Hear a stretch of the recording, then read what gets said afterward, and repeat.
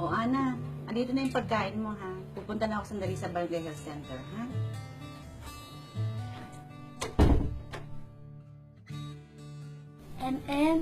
Nakita kong hirap na si nanay.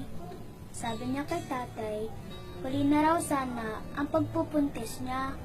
Sa wakas, pumayag na si tatay sa pagpaplano ng pamilya. Ewan ko kung ano yun. Narinig ko lang eh. Kita ko rin kasing pagod na si nanay. Nag-aalaga sa aming magkakapatid.